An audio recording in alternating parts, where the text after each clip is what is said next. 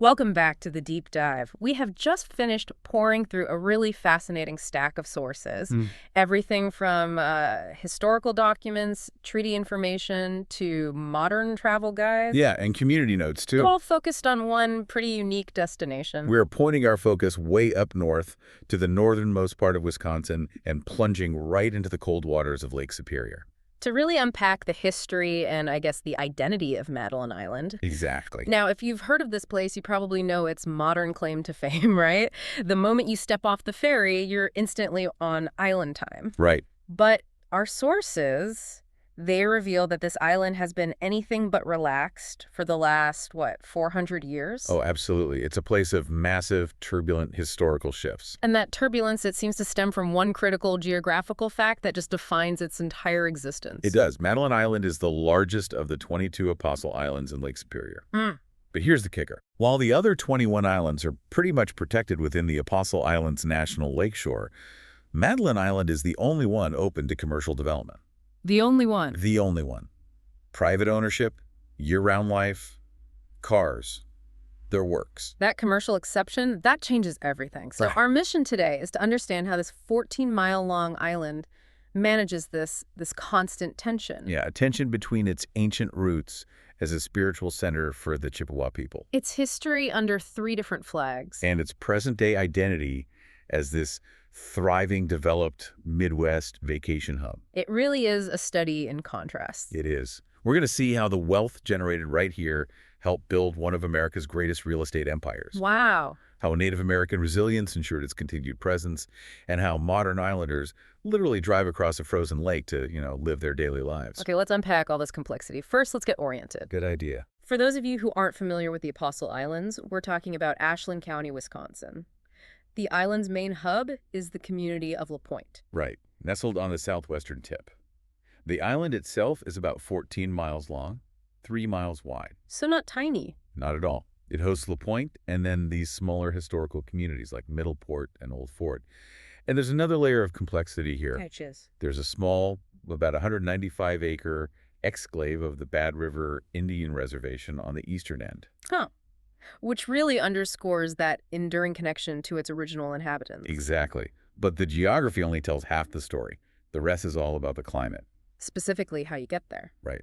In the summer, it's pretty straightforward. You hop on a daily ferry from Bayfield, or you can land a small plane. But the winter, that's the challenge. It's a huge challenge. It's a harsh, humid continental climate. So by mid to late January, the Lake Superior ice is often way too thick for the regular ferry to break through. And that winter access is absolutely vital for the, 300 or so year-round residents? It's their lifeline. And here's where it gets really interesting. This is where you see that sheer necessity just driving local innovation. You're talking about the ice road. The famous winter ice road. When conditions are safe, they open an ice road to cars right across the frozen lake. And it's an official road. It's an extension of County Highway H. A highway on ice. I love that. And traditionally, it's marked by rows of discarded Christmas trees. You're kidding. Nope. Lined with old Christmas trees so you don't drive off into a snowbank. That is amazing. But the ice road can't always be available. That's the problem. You have those in-between seasons, early winter, late spring, when the ice is too thin for cars. But already too thick for the ferries. Exactly. And this is where the commitment required to live here, it really shines. So what's the solution then? What do you do when the highway is melting? Access relies on small aircraft, snowmobiles, and this truly unique piece of winter tech. The wind sled. The wind sled. They're basically these enclosed boats, but with airplane propellers on the back. So they can glide over anything. Ice, slush. Even open water if they have to. It's the perfect symbol for this island, isn't it? It is. Rugged, necessary engineering for a problem most people can't even imagine. It screams isolation. But that isolation is exactly what made it sacred for centuries. Okay, let's shift from logistics to that deep cultural history. For sure. Before any Europeans arrived, this island was central to the Lake Superior Chippewa. They called it Mooning-Wanakaning. Which means? At the place abundant with yellow-shafted northern flicker. It wasn't just a settlement, it was a deep spiritual center. And it's so important to recall the Anishinabeg migration story here. Yes. Their lore tells of the Great Spirit Gishmanitu, directing them to travel west until they found the place where food grows upon the water. Wild rice. Wild rice, exactly. Which grew all over Chequamegon Bay. Madeline Island was, like, the spiritual end of that journey. And its modern name directly links that spiritual root to the colonial era. It's named for Madeline Cadot. Icasti. She was the daughter of the powerful Ojibwe chief White Crane, and she was married to the French fur trader Michel Cadot. And that marriage wasn't just a footnote, it was a strategic economic move. Completely. High-ranking Ojibwe women like Madeline were absolutely critical to their European husband's success. They provided kinship ties, access. You needed those marriages to get a foothold in the trade. You couldn't dominate without them. So the colonial rush starts in the 1660s with French explorers. By 1693, French traders have a fort, the community of La Pointe. And over the next 150 years, the island flies the flags of France. Then Great Britain after the 7 Years' War. And finally, the United States. It sounds like a revolving door of empires. It was. But for a long time, the Ojibwe still dictated the terms because they controlled the supply. So when did that change? After the War of 1812, American protectionist policies pushed out the Canadian traders, and that paved the way for a true American monopoly. And that brings us to one of the most famous and, frankly, ruthless capitalists in U.S. history. John Jacob Astor. His American Fur Company, founded in 1808, sets up its western headquarters right there at La Pointe. And Astor didn't just participate in the trade, he conquered it. He used his massive wealth, his political connections. Right. By 1830, he had a near-total monopoly. And Madeline Island was the operational engine for that whole machine. It was the engine that generated the initial massive capital for Astor. So the wealth from trapping beavers on this remote island in Lake Superior was the seed money. That Astor then pivoted directly into Manhattan real estate. Wow. His move from wilderness commodities to urban development, that was a huge turning point in American capitalism. So this tiny island helped fund the rise of New York City. You could absolutely make that argument. It contributed the initial funds that built one of the greatest real estate empires the nation has ever seen. That connection is just fascinating. So once the fur trade inevitably declined, the island's economy had to scramble again. Right. They moved into new resource extraction. Yeah. Logging, commercial fishing, and brownstone quarrying. The very stones holding up major city buildings started on this island. Absolutely. Sources confirm that Apostle Island brownstone was highly valued. It was used to construct the first Milwaukee County courthouse, for example. It just speaks volumes about the island's importance, not just as a trading hub, but as a supplier of foundational materials for the whole Midwest.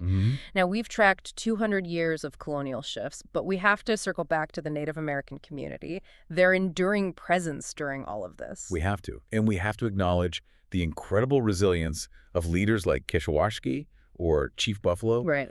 The U.S. government repeatedly tried to push the Chippewa west, but Chief Buffalo resisted. He fought it, and he ultimately secured permanent reservations for his people. Under the Treaty of La Pointe of 1854. A landmark treaty. His diplomacy cemented the Native American presence on the Apostle Islands. And you can still visit his burial site at the La Pointe Indian Cemetery today. The history here is just so dense. It's this constant tension between spiritual roots and commercial greed. Yeah. But after the last beaver pelts were packed up and the last brownstone slab was shipped, the island had to decide what it would sell next. And the new commodity became island time itself. Let's jump ahead to that modern experience. The shift is pretty striking. Because Madeline is the one developed island, it focuses so heavily on these curated recreational activities. They offer a huge menu of things to do. On land, you can rent bikes, mopeds. A necessity, given the size of the island. And then there's the Robert Trent Jones Sr. designed golf course. With double greens, yeah.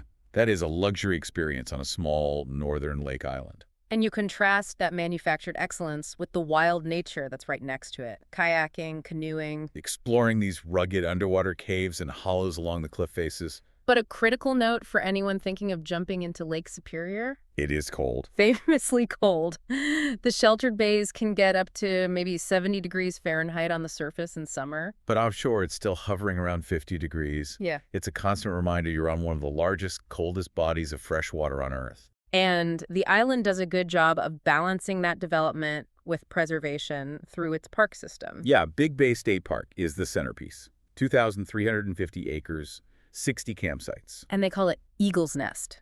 Because of the bald eagles that nest high up in the pines on the cliffs, It's an incredible sight. And that park isn't just woods. It has a whole range of ecosystems. A large lagoon, a bog, a dune complex. And right next to it is the Big Bay Town Park, which gives you access to the longest natural beach on the island. It's managed wilderness. A beautiful trade-off for the right to commercial development. And that blend of preservation and commerce, it extends to their community calendar. They have these high-energy, modern events that feel, I don't know, almost disconnected from the island's history. You're talking about things like the Apostle Islands Inline Skate Marathon. In June, yeah. Part of their Eat, Skate, Stay, and Play event. So why does an island with such deep spiritual history host a world-class inline skate race? It really underscores that modern identity, doesn't it? The island is now fundamentally a place of recreation and energy.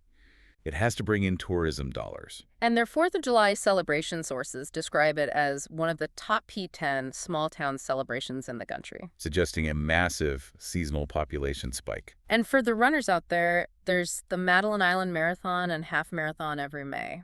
And that intersection of the old and new is maybe nowhere more apparent than in the island's faith history. You see the influence of the various colonial powers right in the churches. For sure. You have the early Catholic missions, with roots back to Jesuit fathers Eloy and Marquette around 1665. And the Congregation for St. Joseph's Catholic Church dates to 1838. Making it the oldest continuous Catholic parish in all of Wisconsin. Then you had the Protestant effort. The Old Mission from 1832. And here's a fun fact about that. Well, Half of the original dining room of that Old Mission now houses the current La Pointe Post Office. no way. Talk about reusing history. Right.